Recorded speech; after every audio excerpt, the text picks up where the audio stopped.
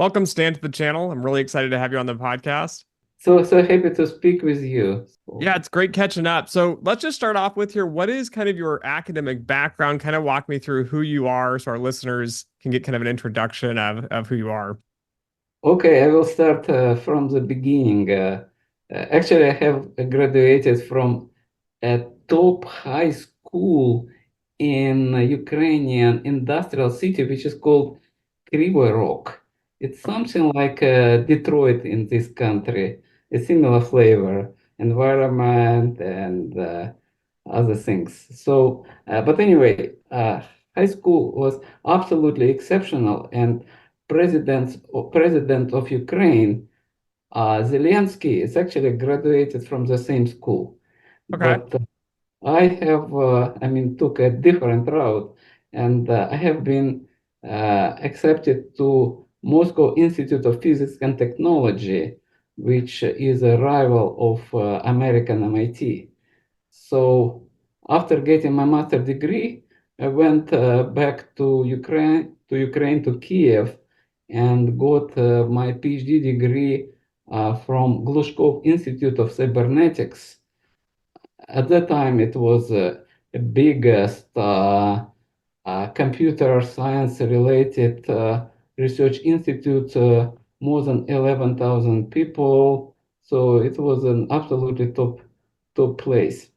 And my PhD supervisor, Professor Yermolev, was actually a done pioneering research in the area of stochastic quasi-gradient algorithms, which are currently heavily used for training neural networks. Hmm. But he did his research like 50 years ago. So whatever have been rediscovered relatively recently have been known for very long time. And my PhD was about optimal step size, optimal training speed for the algorithm. So it's still relevant. Okay. Has a Um, lot of that been proven out? Because now we have computers, so it's much faster.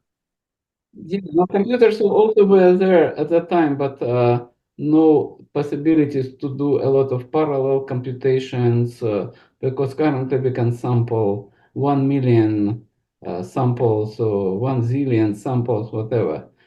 And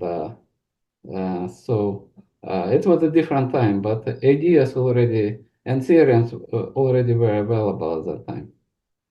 So that's my degrees. And then after defending my PhDs, I have been selected as a young researcher to represent Soviet science at International Institute for Applied System Analysis in Austria. That was very prestigious and very interesting. And then that's a place where I hooked up with absolutely top people having absolutely exceptional results. Uh, Professor Betts, founder of stochastic programming, Professor Rockefeller, founder of stochastic program, not founder, but I mean, very strong results. And he put a lot of his ideas in convex analysis and optimization based on convex analysis.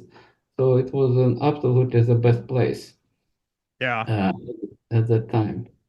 And then after serving several years, 4 years being in Austria, I decided uh, to find some more practical job, and I started working as a nuclear researcher, working for Nuclear Regulatory Commission at Brookhaven National Laboratory on Long Island, where I worked for Okay. 6 years. Okay. And then I realized that whatever technologies have been used for nuclear is very relevant to other sciences, including finance. And you probably know that some of top computer scientists, whatever, were contributing from Brookhaven Lab, contributing to success of Renaissance Mhm. hedge fund. Oh yeah. It's a kind of element physics of elementary particles and nuclear, quite closely related with successful methodology in quantitative finance. Do you think not having the business finance training actually gives you somewhat of an advantage just because you don't know how to think like everybody else? And so you kind of come at it from a new scientific perspective? Yeah, to some extent, at least you have different perspectives, and Renaissance takes it to the limit. They do not hire people who have big financial background or who worked at finance-related companies. They want to have fresh people with fresh ideas. Okay. Yeah.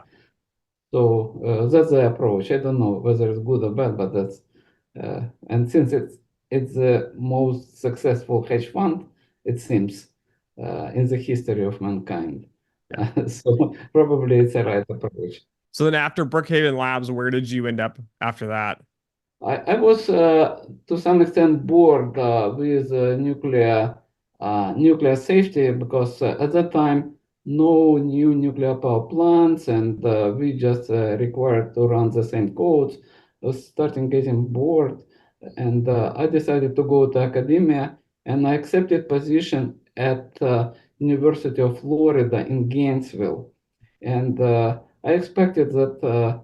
They would be asking me to write a big grants jointly with Nuclear Regulatory Commission, making money. You know, universities, unfortunately, in this country, at least engineering schools, required a lot of grants. Okay, Yeah. I was not so much interested in writing these grants, and I said to my supervisor, chair of the department, that I'm interested in quantitative finance, and to some extent, I have been encouraged by success of Renaissance Fund and seeing that uh, my background is very relevant. So I said that I will be interested in quantitative finance. And I thought that they would say no, no, but they say yes, yes, yes. We are exactly looking for such people like you. Do for us quantitative finance. That's really And surprising. I would expect, they'd say, put your head down, just apply for the grants, keep going, keep doing what we're asking. yeah, uh, it depends. It depends upon the management. Good management always try to support faculty and try to, bring to the top their capabilities. He said that do whatever you want, just do it excellently. And Good approach. and at that time, I was very much interested in applications of quantitative finance, such as uh, fast online trade, fast online trading algorithms, and I immediately saw that technology is not adequate for doing that because the standard technology was like a mean variance optimization where you have two criteria like expected return and variance. But for intraday data are very, very skewed. So variance is not appropriate risk measure. And so quantile or value at risk is a good measure for that, but it cannot be used um, for decision making. It mostly for like a measuring. You can measure easily quantiles, but you cannot optimize quantiles easily because it's a non-convex discontinuous function. That's a practical impulse was for me to work on some technologies which can address heavy tails on one hand, decision making with heavy tails. On other hand, it should be fast because for online trading, you need fast algorithms, and that was one of the first tasks which I have started with when I started working on quantitative finance, which was like 25 years ago. So that was a long time ago. Is that how you guys came up with expected shortfall, or I guess Yeah. conditional value at risk, depending how they call it? Yes, actually, at that time, the other popular risk measure related to tails was called, and currently it's called expected shortfall. And expected shortfall and value at risk looks like from different fields, like different stuff. Although expected shortfall is actually expected loss in excess of value at risk, okay? Hmm. The names not really reflected that. So I decided that I want to give a different name to expected shortfall, and I called it conditional value at risk.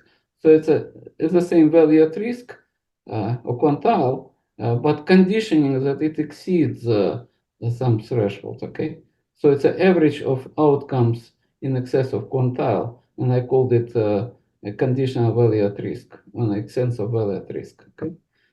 And it turned out to be a very catchy name, a very catchy competitor with expected shortfall, especially since we managed to develop a technology together with Professor Rockefeller for management of conditional value at risk, not only for measurement. Was it challenging to come up with that, like as a solution? Like, how long did you guys work on that paper? Yeah, initial ideas have been brought by Professor Rockefeller, with whom I have collaborated at that time. And he knew the formula that if you optimize some function, that arc minimum of this function will be value at risk, and then objective optimal value will be conditional value at risk. But from that, I have come up with the idea how to do portfolio optimization, that we will be simultaneously calculating positions, optimal position and value at risk and conditional value at risk at the same time. And this technology turned out to be very successful. And I want to show you a funny thing. Let's let us share the screen if you don't mind. Okay. And if I will go to Google, and if I punch my last name, Uryasev, okay, then Google gives the most frequently searched strings associated with this string which you punched here. Hmm. Uryasev, and the most frequently searched is Uryasev CVaR optimization. Okay, and then Uryasev research, and the fourth is Oxana Uryasev, which is my wife, Okay. and Oleg Uryasev, which is who is my son. Okay.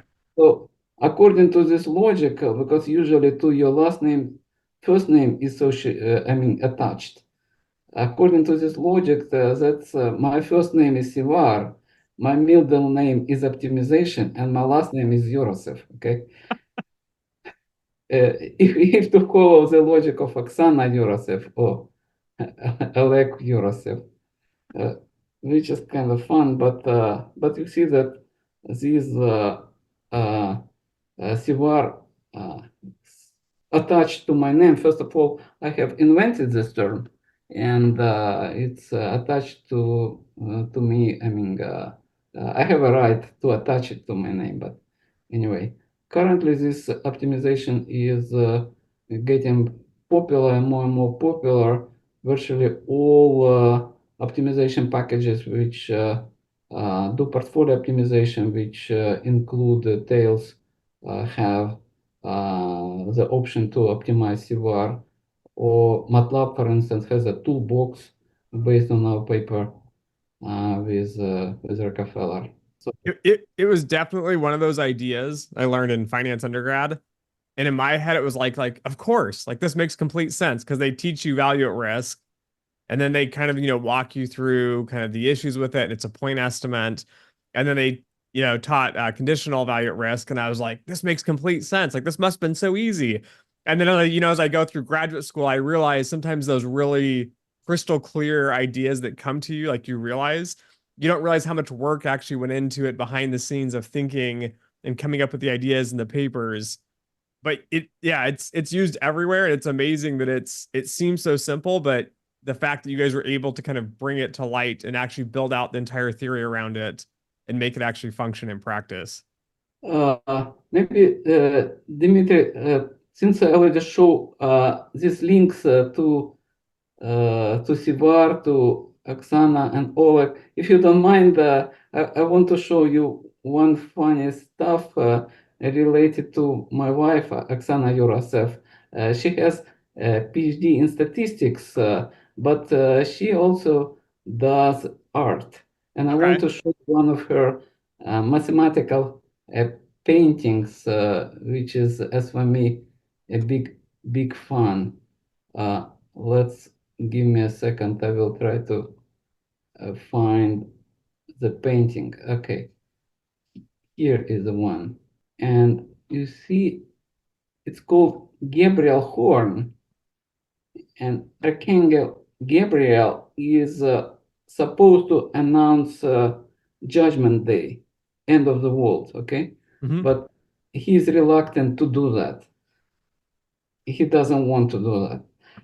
But funny thing that he has in his hands some mathematical object which is called Gabriel Horn, and it's a special type of uh, mathematical object which has finite volume and infinite surface. Because you see only some part of that if you see my mouse, but it actually goes to infinity. So you can build this horn, but you cannot paint it completely. You can paint it only part of that.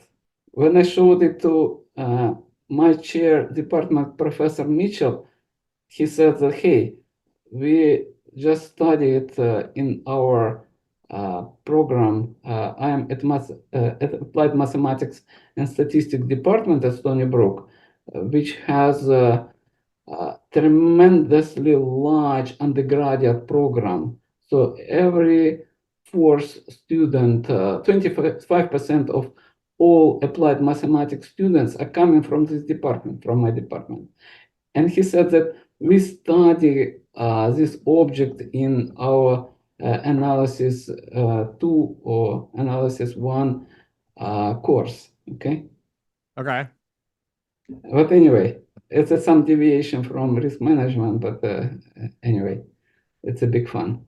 Yeah, but those mathematical ideas I think are interesting. It's fun to see the parallels, from math to art or math to quantitative finance or to other fields, and trying to think about those ideas, more abstractly, than just, like a simple, this is the real world, very simplistic view of kind of how things work. Yeah, you can build such, can have make such painting only if you have PhD in statistics, okay?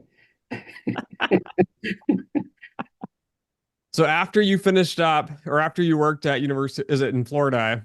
How did you get to Stony Brook? Is there any stops in the middle? Uh, no, really, actually, uh, I have been asked to come to Stony Brook and start sharing this quantitative finance program already a couple of times, but I was not interested in moving because I love Florida, to be honest, and not everybody share the same opinion. But anyway, at some point, I decided that if I do quantitative finance, I should be more close to Wall Street. It's much more natural, easier to communicate with people, come to the seminars, and the students who are coming to the school are more toward quantitative finance because it's Stony Brook is 50 miles away from New York City and much easier for students to find a job. So ultimately, I decided to come to Stony Brook, and there was an opening to chair quantitative finance program, and it's a very prominent program which has been started by Dr. Fry, Professor Fry, and it's very unusual when a billionaire is a faculty working together together with you. He has started the program about 15 years ago, but he is very busy. So mostly I am managing the program. He doesn't have time for doing that, although he has started the program. Yeah. So you have a lot of buildings around. It's Stony Brook. There is a building, Robert Fry building, and there is a. I just learned there is a new building for the hospital in Port Jefferson, which Robert Fry is building. So it's good to have in the faculty such prominent people, and you understand that also Jim Simons, his office was just the next building across my building. Unfortunately, he passed away recently, but he has done a lot of donations from financial industry is coming to Stony Brook. So it was not just a random choice. Uh, uh, as I mentioned already, Renaissance is just 1 mile away from Stony Brook, and the Renaissance started from Stony Brook University. I did not know that. I knew they were very close, and I knew there were some ties like with Robert Fry, but I didn't know that they pulled some of the staff from Stony Brook as well. No, but Jim Simons was a chair of mathematics department. So, and he's doing this stuff for quite a while being at Stony Brook University, but ultimately he left and starting completely focusing on building the hedge fund. And his trajectory was not so smooth, and it was going up and down. But ultimately, mathematics always wins. Mathematics. uh, What was challenging for him in making that transition? Was it just hard to get into the kind of the industry itself and understand how the industry works? I mean, I've seen his videos and it's like you can tell he really loves math. Like he's an academic at heart. And so I can imagine maybe that was some of the challenges getting into the industry side of the business. challenge is the nature of the business because when you do, I teach at the university. I teach and I get salary. It's clear what I get salary. I teach students and students get jobs. Or if you say clean the street, you get some money for cleaning. It's clear what you're exchanging, what your effort for the money. If you do trading, and you get money, it's not clear what is exchange for what. You don't Mhm. produce anything. And it's a zero-sum game. If you're getting some money trading, it means that somebody else losing money because you're not producing. Because of that, it's extremely challenging. The only way to make money is to take money from other traders. And other traders are extremely sophisticated. They have tremendous amount of researchers, these banks or hedge funds. They have databases. They have supercomputers. So it's almost unimaginable to be successful in trading. It's just swimming uh, against a river, very, very, very strong river going down, and you're swimming against the flow, and you're trying to win. Yeah. No way for people to win. Okay. And there's very few people that have made it long term. So Jim is amazing. Like I don't think people fully realize they'll say, "Oh, he had, 60% return or something." And I'm like, it's not 1 year. It wasn't like he got very lucky. It was he was able to keep to your point, he kept going up the stream while other people would come up for a year and then they'd crash. It is pretty impressive on the I guess the legacy and the firm that he built out of it. People decide, people is a leading factor in the success. Actually, when I was working at Brookhaven Lab, I gave a talk at Renaissance because they had a habit to invite people from very different areas, not related to finance, to give some talks at their research seminar. And they have invited to me, and I had a very exquisite mathematical result about differentiability of probability functions, which are expressed as multidimensional integrals. And I had a hard time to presenting that at mathematics department. I'm presenting and I see that people kind of don't follow. But anyway, I have presented these results as a seminar at Renaissance. And after the seminar, a couple of guys came. They were twins. I don't remember the name, but probably if you read the book, you figure out the names.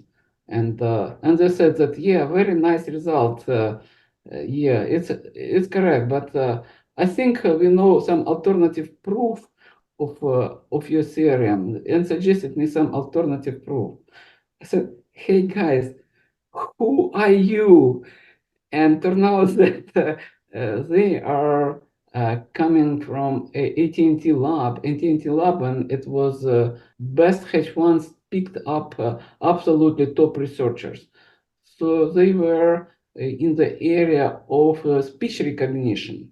And that was, say, about 25 years ago. And all these speech patterns and whatever, maybe in 20 years became a standard. Now it's a standard, all these networks, uh, X network, whatever, all the speech recognition, they have done it maybe at least 20 years earlier than others. And they hired absolutely top speech recognition people at the time.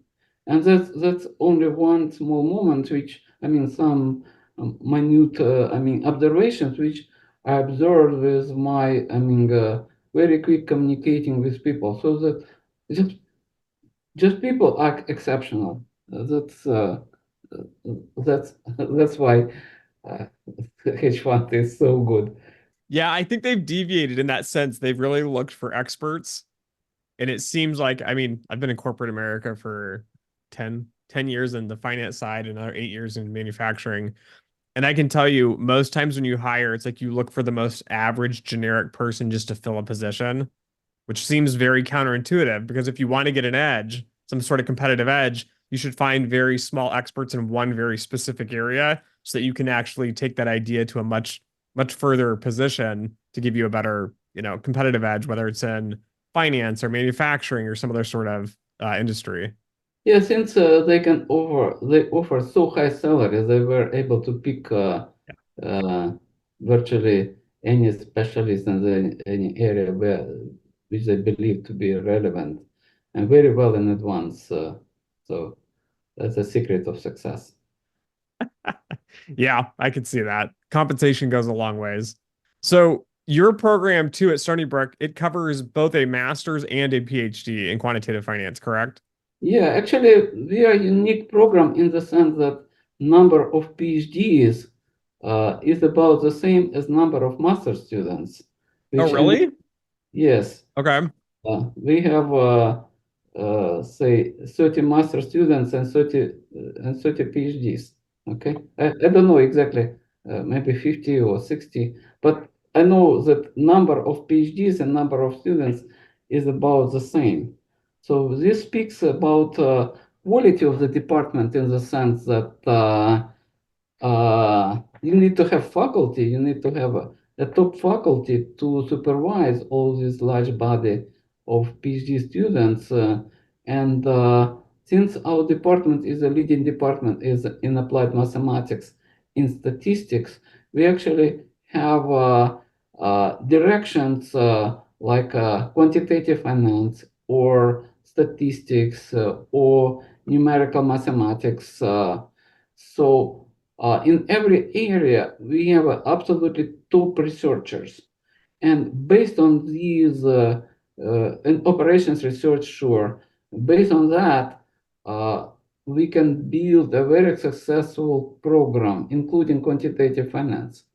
So, for instance, if you're looking for a person who knows, say, partial differential equations, and who will be able to take courses in the partial differential equations, because if you're speaking about, say, option pricing, then you need to good knowledge of probability, numerical mathematics, programming, PDEs.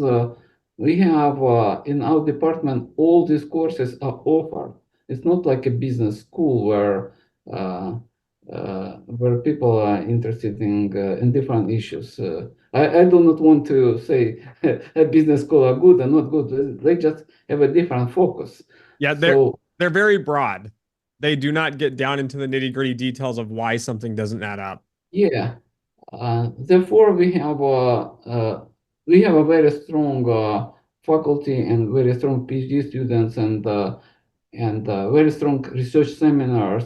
So our master students can take advantage of this very strong background. I mean, rigorous mathematics, rigorous statistics. This is just unbelievable. So on the faculty, do you guys have pure academics, academics and industry practitioners, or kind of a blend of the two for the programs? In quantitative finance, we have a very healthy mix of practitioners and academics. So we have four faculty working in quantitative finance area, and two of them are absolutely top practitioners, which is Professor Fry, who made his fortune with Renaissance, and also Professor Malhapt, who worked for several hedge funds and currently working for a hedge fund, and he also has a position and teaching some courses here. And also we have three faculty. I mentioned four. No, actually we have five people. The three faculty academically oriented, but they also have a lot of practical experience. Like for instance, I own a small company which specializes in risk management and software development, and some other faculty are also very practically oriented, doing some consulting and grants. So it's a big pleasure to be in such a team. Yeah, I say Stony Brook's definitely probably one of the most unique quantitative finance programs. I know many students ask me, Dimitri, where can I get a PhD in quantitative finance? And I'm like, there's really not that many of them. I know Columbia will take on a student occasionally, but I said Stony Brook's where it's at because when I've reviewed your guys' program, I look through that. I'm trying to see how many practitioners, how many are, just pure academics. And I think doing a quantitative finance PhD is so challenging because you can't just do industry and you can't just do academia. And then to do it very well at a PhD level takes a lot of effort to bring the right people and the right programs and material kind of all together to generate good research. There is also one distinct feature of our quantitative finance PhD program. Majority of our PhD students are funded by financial industry Okay. through so-called SPIR program, if you heard about it. And I want to share with you maybe some information about this SPIR program, which is launched by New York State. Okay. And you see my screen. It's called PER. It has been designed by New York State mostly to support small companies to help them to develop their business. And for small companies, they provide matching funding like 50-50. So you want to fund the PhD student, then 50% from New York State and 50% from the company. So it's much cheaper for the company to fund a PhD student to work on their research tasks. On top of it, university picks up all the paperwork, so there is no any visas, there is no OPT, CPT, no any problems because students is still considering to be a student, although he is working 50% time for the company. So 50% time student works for the company, 50% time he is still doing research. Okay. Okay. And this essentially finances the students' cost of living and education and all that, correct? Right. On top of it, a student can sign a non-disclosure agreement as well as professor helping to supervise if needed. And so there is no any controversial difficulties regarding the intellectual property, which is usually that's a problem when academia, collaborates with industries, and academia wants to keep intellectual property. That's not the case. Yeah, I've seen struggles with that in the past with companies, big banks trying to work with academia. And to your point, yeah, they want to keep I guess, be able to disclose it and publish and own rights to it. Right. Yeah. So that's a good thing to know as well. And now we also trying to fund master and undergraduate students through this program, and we already have some limited success, but we need industry, sponsors interested in funding master students. So the setting is follows. Usually, master student studies 1.5 years, and then if a student is involved in SPIR, then he will be studying for 2 years. The first year, he will be learning basic courses, and the second year, he will be working 50% time for the company, 50% time finalizing his master program. And then after 1 year internship, which is running year alone, it's a year-long internship. It's not something like you came for a summer and over 2 months you barely managed to learn what it is about. During 1 year, employer will be able to understand if they're interested in, not interested in a student. If they're interested in, then they can offer a full-time position. Okay, so it's an absolutely exceptional program, and I'm really surprised that there's not so many, there's not so much interest to that. Probably because companies just don't know about that. I don't think they do. I only found out about it from you a few years ago, and I was shocked. I was like, this sounds like a great opportunity, especially for a lot of the banks and hedge funds and smaller firms that are located in New York. It'd be a great opportunity to bring in students for, reduced costs. And to your point, right, the student learns more over a long period. The company gets more support with the actual project over the long period. It's not like you're onboarding for the first month and then, 2 months of work and then they're back at school. I am surprised that people aren't using this more. Yeah, we look forward to working with the companies on that type of issues, and we can select absolutely the best master student because I teach courses where I have project in my courses, so I know really well who is capable, who is not capable, or at least 50% of our master students definitely are exceptional. So. Yeah. Um, Yeah, I've been impressed. I went to Princeton conference last year and I ran into a few students just chatting with everybody.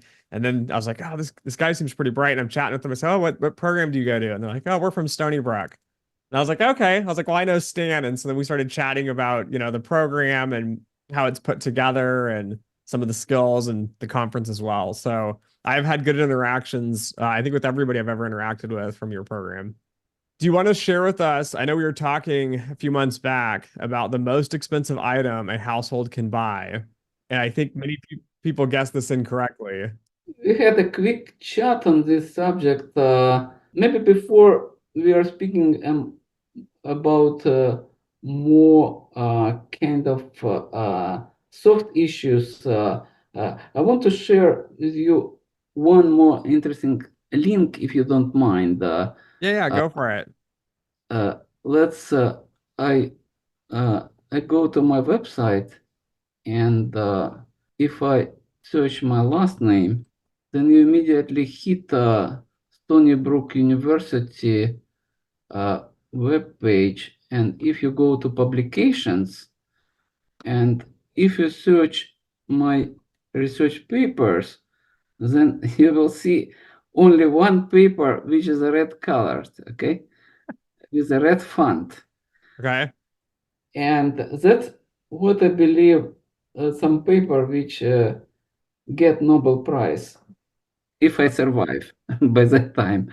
And at least I believe that it deserves a Nobel Prize.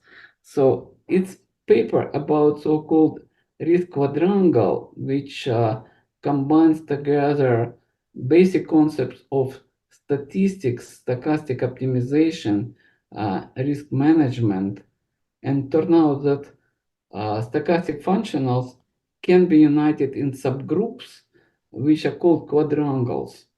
Okay. And then, for instance, it links together CVaR optimization methodology and quantile linear regression, quantile regression. Hmm.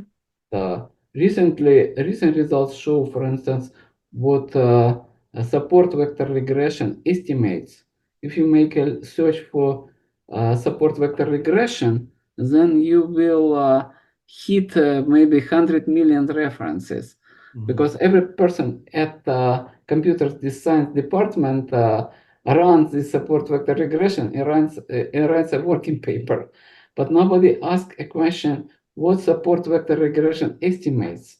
And recently, this quadrangle theory answered this question and stated that it estimates weighted average of two quantiles. Okay, it's a mixture of two symmetric quantiles. So support vector regression estimates this mixture of two quantiles, and this confidence level is a variable there.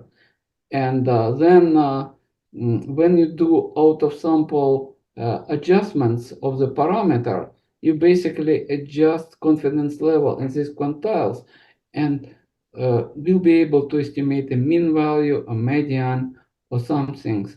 But it really opens a lot of doors for linking together various operations research, statistical, and optimization tools together. So I'm extremely proud of this paper jointly with Professor Rockefeller, and currently we are writing with my students and collaborator quadrangle 2 paper, which will contain most recent results. Okay, Okay. so sorry. Do you have an expected time when you think your paper will be published, the second one? Published, I don't know when, but I mean, draft will be available maybe in a month or two or something like that. So I will be, uh, I would be happy to present these results. Actually, recently I discussed it at the APRM boot camp, which Attila Meucci running in New York City every year, 1 week training for quantitative professionals. It's just unbelievable. It's just unbelievable workshop or boot camp. So I strongly recommend. So I gave a talk at this workshop as well as many top people like Dilip Madan and many other top people. Okay. Yeah, I'll have to check this paper out, and then when you are finished with your rough draft, I'd love to read it. Yeah, and now we can come back to the topic which you mentioned. Uh, you know, when you learn quantitative finance, you learn tough technologies, PDEs, optimization, I mean, coding.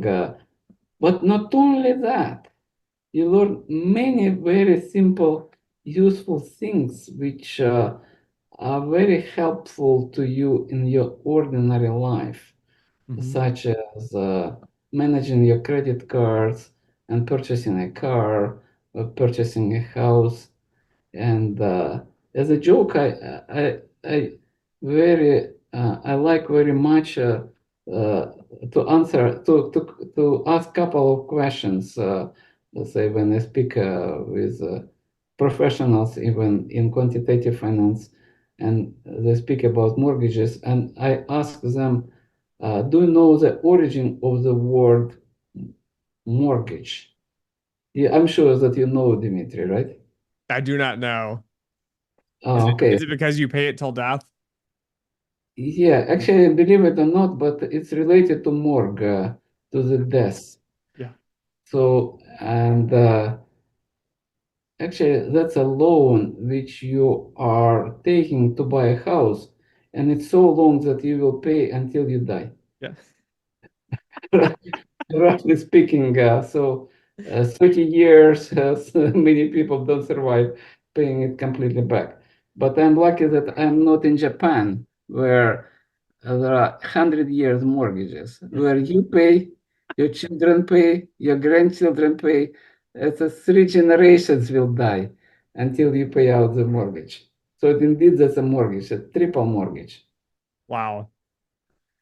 But now my next question, which I frequently ask, what is the most expensive item which average family buys in this country?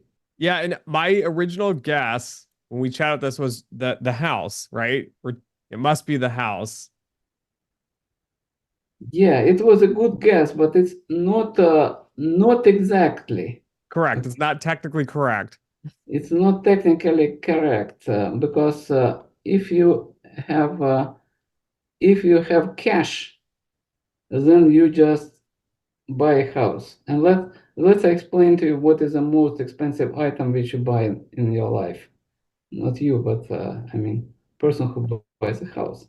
So suppose that you're buying a house which is costing $1 million. Okay, so you have $1 million in cash.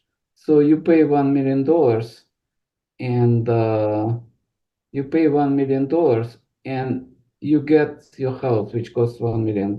There are a lot of additional things, like what the APR is, fees, and blah blah blah. But roughly speaking, that's what I'm speaking about. Okay. Hmm. And now, what is happening if you don't have $1 million, but you want to buy a house? Then you borrow money, Hmm. and you borrow money, and you get $1 million. You borrow from somebody, and it's a separate transaction. Okay. And with $1 million, you get this cash flow, and then pay it, say, over 30 years with interest 7%, the annual percentage rate, say 7%. There are some important things, the difference between the interest and annual percentage rate, but let's consider that it's just the same at this time. Okay. It is just 7% for this illustration. Now, because you are a risky borrower, bank may charge quite high rate, like 7%. Okay, so if you take a present value of this cash flow stream with interest 7%, you get $1 million just by definition. Okay, Hmm. but now the question is, you got this $1 million, and now you have these liabilities. Okay, what is the cost of these liabilities? Because you purchased $1 million, and now you pay it back. And this payment back is something which you are facing for a very long time. What is the true cost of these liabilities? That's a question. And the answer is very simple. If you want to learn what the cost is, try to sell it. Who may buy from you these liabilities? Okay, Okay. because for bank, these are risky cash flows because you may default. But for you, when you're facing these liabilities, you don't want to default. I mean, you default, and you will lose your family. You lose your you lose your house. You're not in a position to default. You must pay. Okay, Yeah. and these are risk-free cash flows in the sense that they are deterministically should be paid.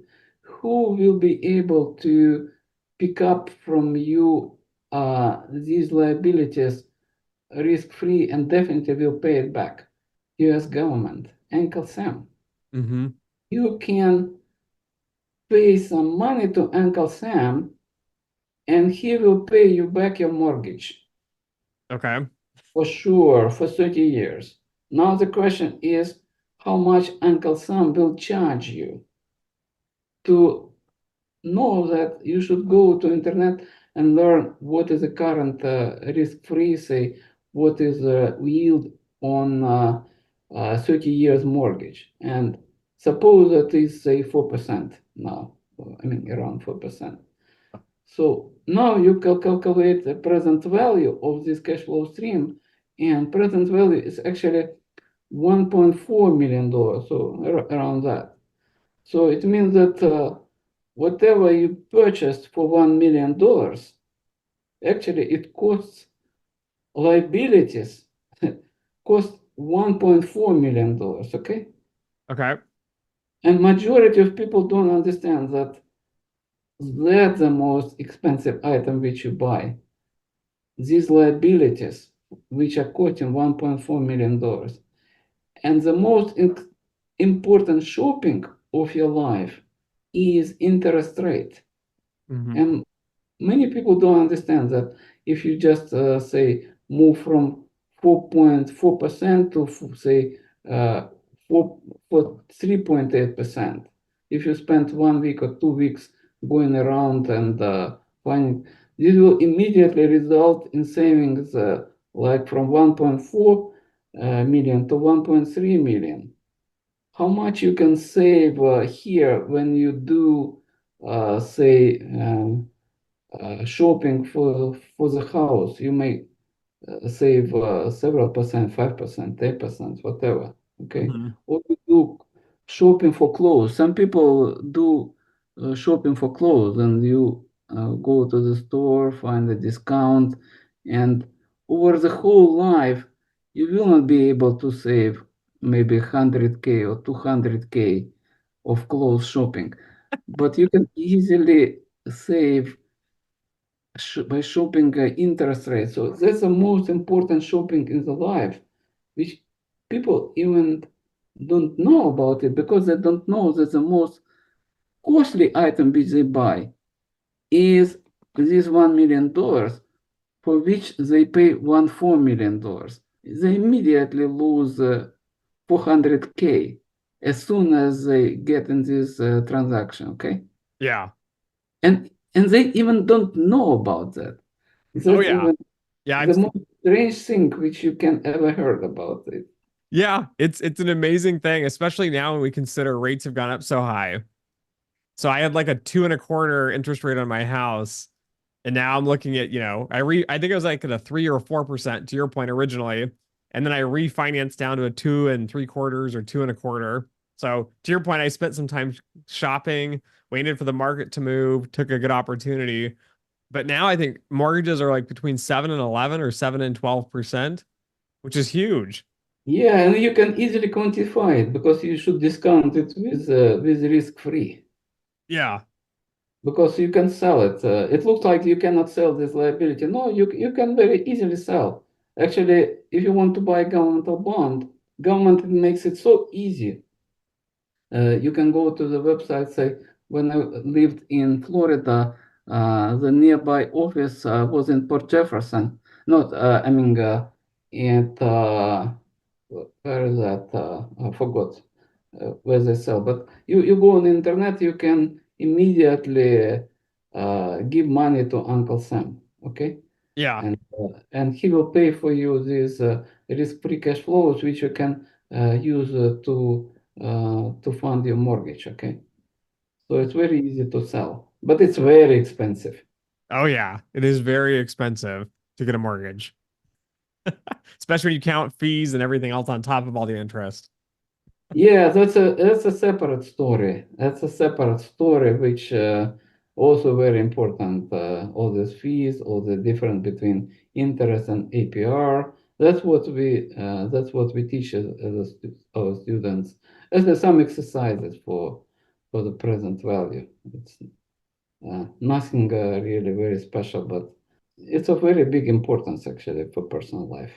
Yeah, it's definitely useful for everyone. So before we wrap this podcast up, do you have any last advice that you would give to students who are, looking to pursue quantitative finance, maybe a decision of whether they should go to academia, especially if you have a PhD, or if you should stay more in the industry?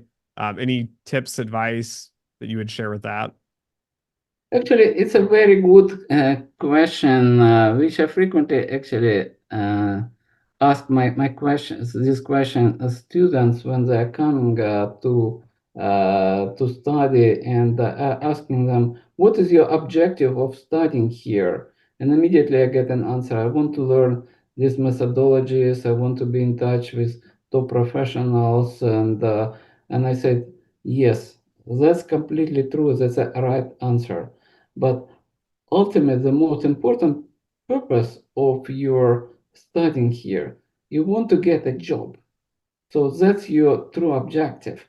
And if you want to get a job, then you should clearly understand what would be the output, what kind of jobs you will be able to get after getting through the program.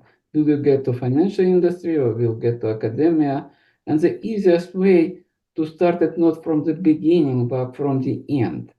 You should Mhm. try to find graduates of this program and be in touch with them and learn from them where they work, what are their salaries, if they like the job, they don't like the job, how much time it took for them to find a job.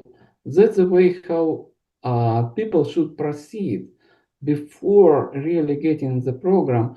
I would strongly suggest them to get in touch with people who graduated from them, and it will help really to make the correct decision in your career. Okay, that's my advice. That is excellent advice. I give students similar advice when they want to pick graduate programs.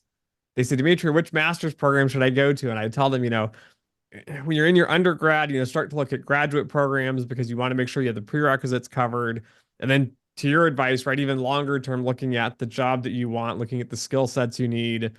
And then no one's going to know that better than someone who's went through that same path, went through the programs, working in the industry, and can kind of give you that insight that's really not available anywhere else.